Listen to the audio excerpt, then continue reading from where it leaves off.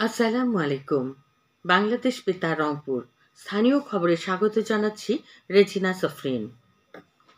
গণ অভ্যুত্থানে শিক্ষা প্রতিষ্ঠান থেকে শহীদ ও আহত জুলাই যোদ্ধা সম্পর্কিত প্রবন্ধ সহ অন্যান্য তথ্য পাঠানোর নির্দেশ দিয়েছে মাধ্যমিক ও উচ্চ শিক্ষা অধিদপ্তর। আগামী ২০ আগস্টের মধ্যে নির্ধারিত ইমেইলে এই প্রবন্ধ পাঠাতে হবে। মাধ্যমিক ও উচ্চ শিক্ষা অধিদপ্তরের সহকারী পরিচালক সাধারণ প্রশাসন মোহাম্মদ খালিদ হোসেন স্বাক্ষরিত এক চিঠিতে গতকাল এ তথ্য জানানো হয়েছে।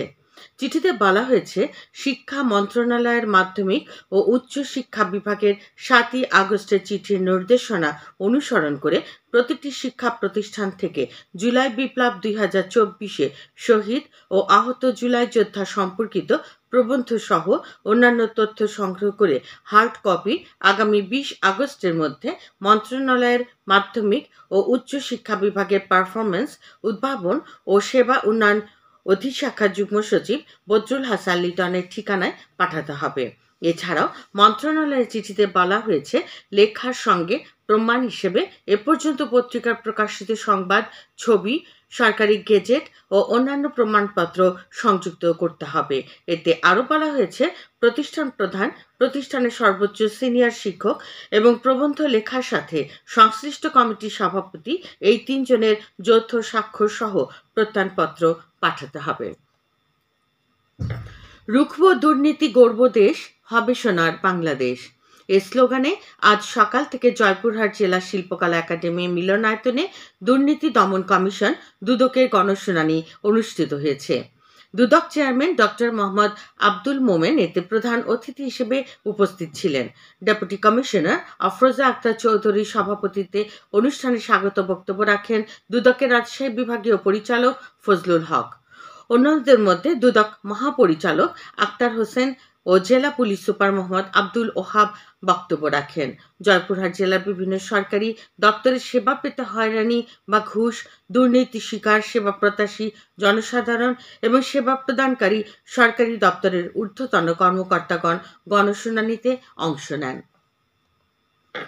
উজান থেকে নেমে আসা পাহাড়ি ঢল ও বৃষ্টিপাতের কারণে লালমনিরহাটে তিস্তা নদীর পানি বৃদ্ধি পেলেও বেলা বাড়ার সাথে সাথে তা কমতে শুরু করেছে।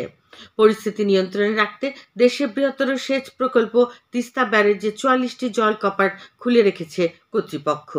ডালিয়া ব্যারেজ পয়েন্টে তিস্তা নদীর পানি আজ দুপুর ১২টায় ৪ সেন্টিমিটার কমে বিপদসীমার ৭ সেন্টিমিটার নিচ দিয়ে প্রবাহিত হচ্ছিল। এর আগে সকাল ৬টায় পানির প্রবাহ রেকর্ড করা হয় ৫২.৯ সেন্টিমিটার এবং সকাল ৯টায় ৫২.১২ সেন্টিমিটার।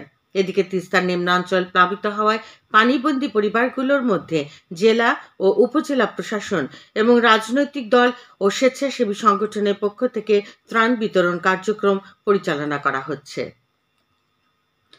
প্রযুক্তি নির্ভর যুবশক্তি, বহুপাক্ষিক অংশীদারিত্বে অগ্রগতি, এই প্রতিপাদ্য নিয়ে আজ থেকে জয়পুরহাটে ২ দিনব্যাপী আন্তর্জাতিক যুব দিবসের বিভিন্ন কর্মসূচি শুরু হয়েছে। কর্মসূচির প্রথম দিনে আজ সকালে এডিস মশা নির্মূলে যুব ভোপান চত্বরে পরিষ্কার পরিচ্ছন্নতা অভিযান কার্যক্রম পরিচালিত হয়েছে। আগামীকালে কর্মসূচির মধ্যে রয়েছে যুব র্যালি, জাতীয় আন্তর্জাতিক যুব দিবসের শপথ গ্রহণ, আলোচনা সভা, যুব সংগঠন নিবন্ধনের সনদপত্র ও যুব ঋণের চেক বিতরণ ও বৃক্ষরোপণ। পরিকল্পিত বনায়ন করি, সবুজ বাংলাদেশ গড়ি, এই প্রতিপাদ্য নিয়ে আজ থেকে গাইবান্ধায় শুরু হয়েছে সপ্তাহব্যাপী বৃক্ষরোপণ অভিযান ও বৃক্ষমেলা। ডেপুটি কমিশনার চৌধুরী মোয়াজ্জেম হোসেন দুপুরে শহরের স্বাধীনতা প্রাঙ্গণে মেলার আনুষ্ঠানিক উদ্বোধন করেন। জেলা প্রশাসন ও সামাজিক বন বিভাগ আয়োজিত এই মেলায় ৪৫টি স্টলে বিভিন্ন প্রজাতির ফলদ, বনজ ও ঔষধি গাছের চারা প্রদর্শন ও বিক্রি করা হচ্ছে। প্রাথমিক শিক্ষা উন্নয়ন কর্মসূচির আওতায় কুড়িগ্রামের চিলমারী উপজেলায় ৩টি সরকারি প্রাথমিক বিদ্যালয়ের সীমানা প্রাচীর ও গেট নির্মাণ কাজ সম্পন্ন হয়েছে। এজন্য ব্যয় করা হয় ৩৩ লাখের বেশি টাকা। বিদ্যালয় ৩টি হচ্ছে উপজেলার দক্ষিণ রাধাবল্লভ, উত্তর মাচাবান্দা ও ব্যাপারীপাড়া সরকারি প্রাথমিক বিদ্যালয়। স্থানীয় সরকার প্রকৌশল অধিদপ্তর প্রকল্পগুলো বাস্তবায়ন করে। এখন শুনুন কৃষি সংবাদ।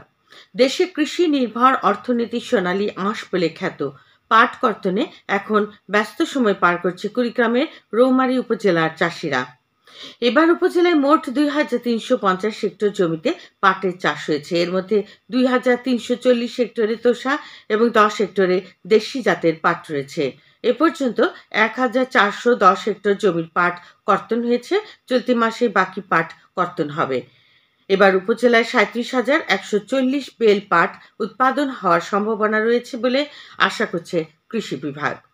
খেলার খবর ফুটবল।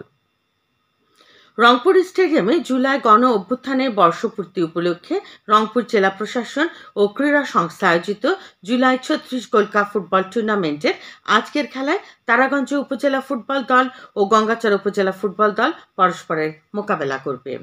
সবশেষে আবহাওয়া।